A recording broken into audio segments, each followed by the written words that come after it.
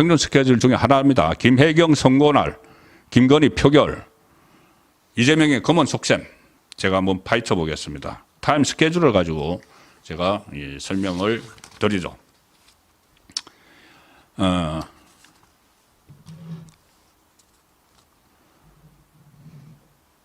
이재명은 일단 11월에 대위기가 찾아갑니다.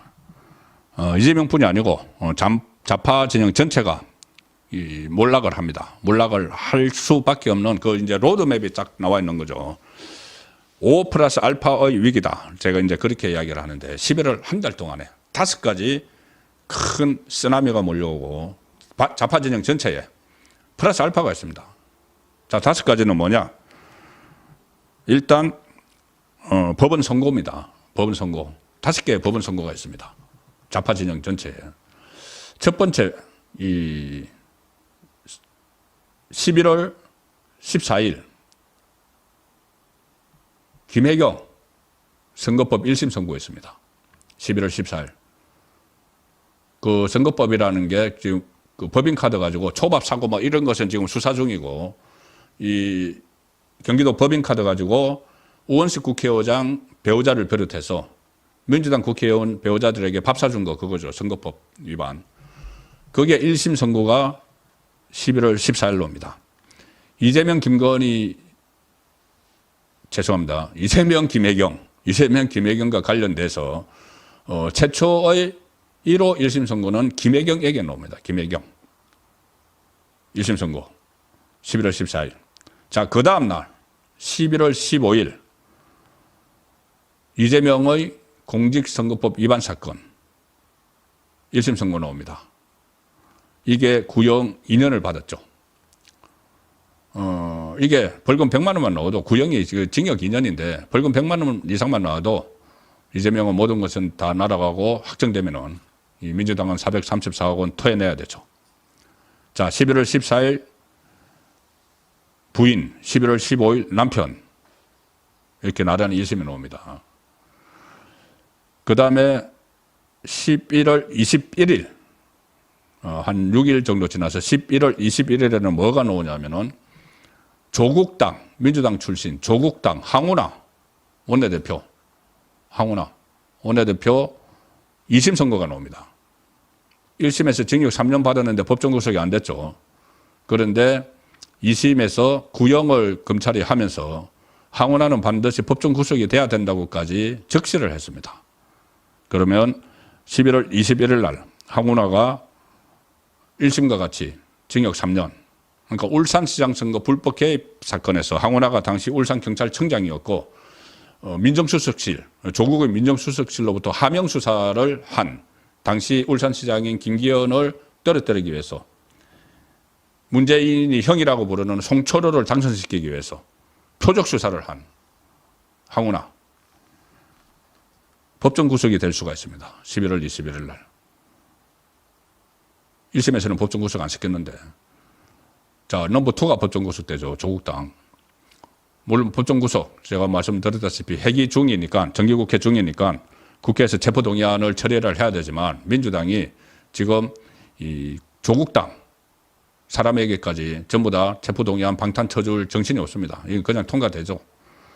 법정 구속되죠. 그리고 나흘 후 11월 25일 이재명의 위정교사 1심이 나옵니다. 구형 3년 받은 것. 자, 위정교사는 사건이 너무 단순하죠. 녹음 테이프, 위정을 교사하는 이재명의 음성을 전 국민이 다 들었고 법정에서도 들었고 위정을 교사받았다고 그 김진성 씨가 다 자백을 했고 이것은 빼박이라고 하죠. 빼박.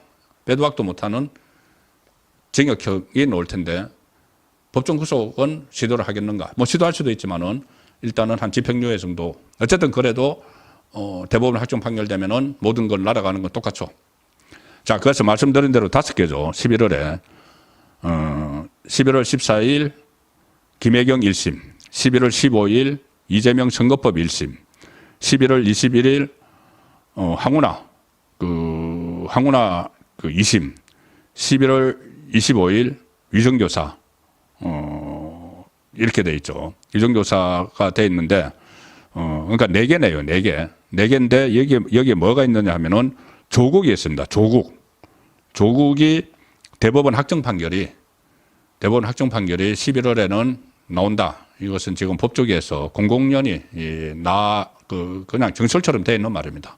그럼 조국은 이 대법원 확정 판결이 되면은 바로 자기 발로 감옥으로 가야 되는 상황이죠. 자, 그래서 이런 재판이 있는데 여기다 플러스 알파라고 제가 말씀드린 건 문재인, 이제 문다혜가 10월 중으로 소환이 되죠. 그럼 그 다음에는 문재인 차례다. 문재인이 11월에 소환이 된다. 그래서 좌파 진영이 이제 전체 몰락하는 그런 상황인데, 자, 그러니까 살국리를 짜겠죠. 살국리를 짜는데 이게 빤히 보입니다. 제가 허점이 있다고 했는데 어쨌든 11월에 이 지지층을 결집을 하기 위해서 그 장애 집회도 하고 여러 가지 시도를 합니다. 이게 그러니까 제가 이 스케줄이 다 보일 정도로 뻔합니다. 뻔해요. 그러니 이게 과연 효과가 있을 것인가?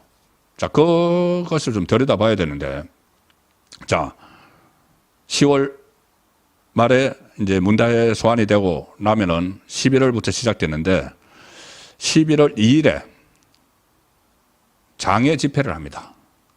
김건희 규탄 장애 집회. 자, 그때부터 이제 밖으로 나가기 시작을 하는 거죠. 이 국회 안에서 그동안 하다가 밖으로 나갑니다. 물론 몇 명씩은 나가가지고 뭐 탄핵 어쩌고 다 구호 외쳤지만 지금 이재명이 대표로 있는 민주당 차원에서 장애로 나갑니다. 자, 11월 2일부터, 급하니까 11월 2일부터 시작을 하죠. 11월 2일 날 조국은 민주당 이재명하고 또 다른 행동합니다. 저기 대구 가가지고 무슨 뭐 탄핵 다방을 열겠다. 참 기상천외한 이 자기 방어를 하고 있는데, 어쨌든 11월 초부터 시작을 하는 거죠. 그리고 이 중에서 이 11월 2일 장애 집회를 열면서 한 이 시점에 이때를 전후해서, 그리고 이 김혜경 11월 14일 1심, 11월 15일 이재명 1심 선고 그 전후해서 지금 추진하고 있는 것이 바로 한동훈과의 대표회담입니다.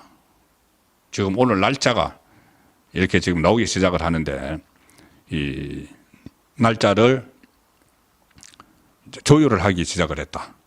이달 말, 늦어도 다음 달 15일 이재명의 1심 선거 전, 이것을 목표로 지금 하고 있는 겁니다. 한동훈이 여기 덜컥 넘어가면 안 되죠.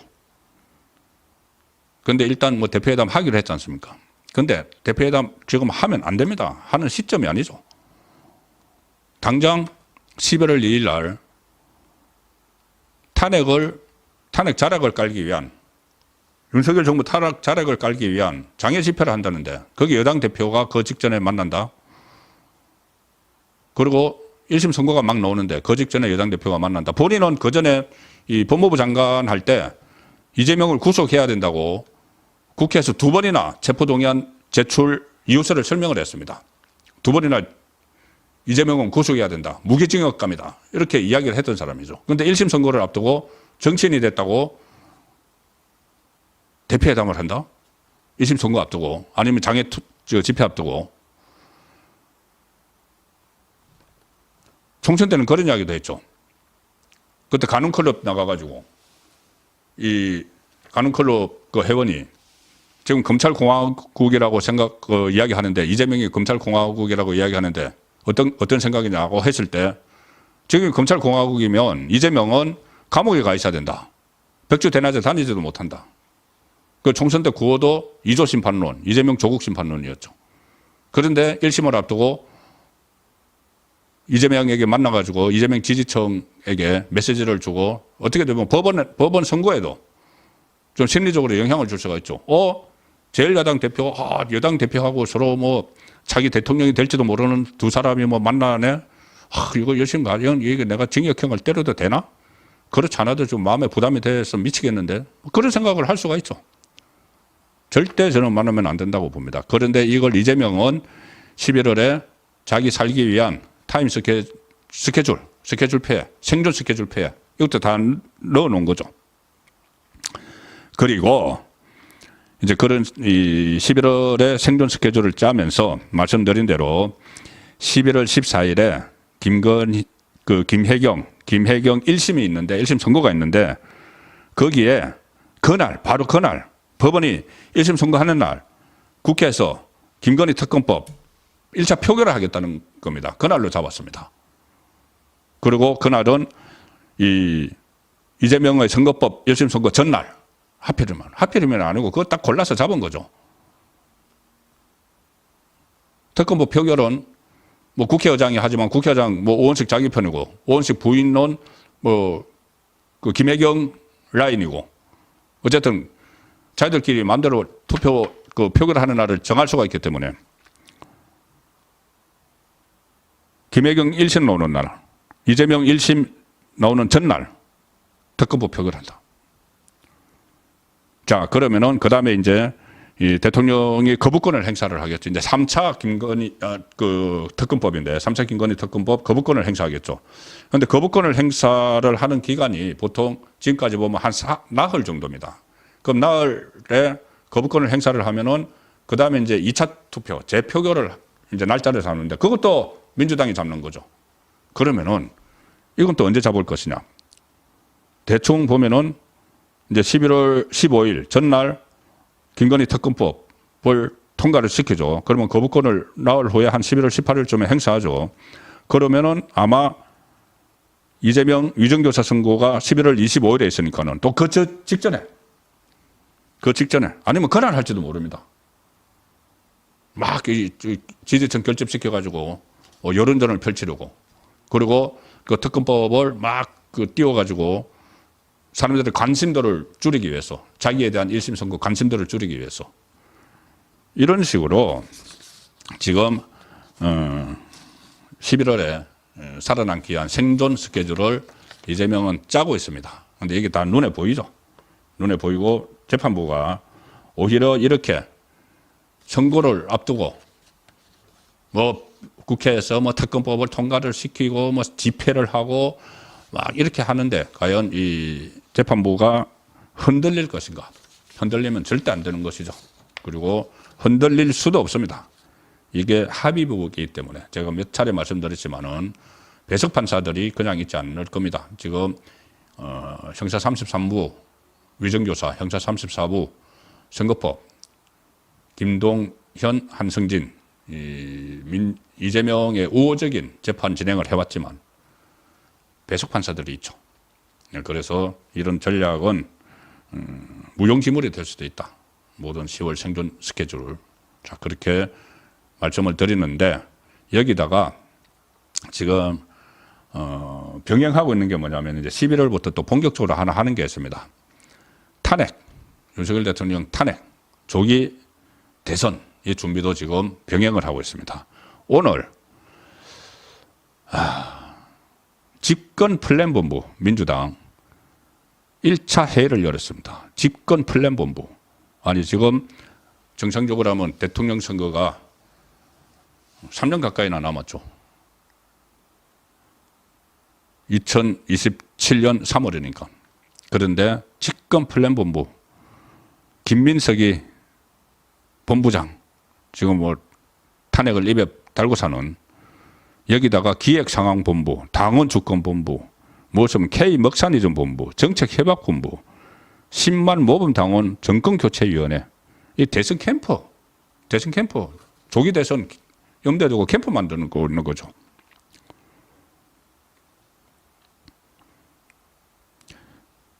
김민석이 오늘 이런 이야기를 합니다. 기자가 윤 대통령 지지율이 20%대에 머무는 현 상황에서 집권 플랜본부를 띄우는 것이 사실상 탄핵을 염두에 둔 것 아니냐. 그러니까는 김민석이 저는 탄핵의 티어자도 제 입으로 얘기하지 않았다. 전당대회 때부터 저는 집권 준비를 1년 내에 끝내겠다고 얘기해왔다. 이거 앞뒤가 모순되는 말이죠. 탄핵을 안 하면 어떻게 1년 내에 집권을 합니까? 그러면서 지금 정권이 사실상 준 무정부 상태로 들어간 것은 뭐 어쩌고 저쩌고 준 무정부 상태라고 이야기를 합니다.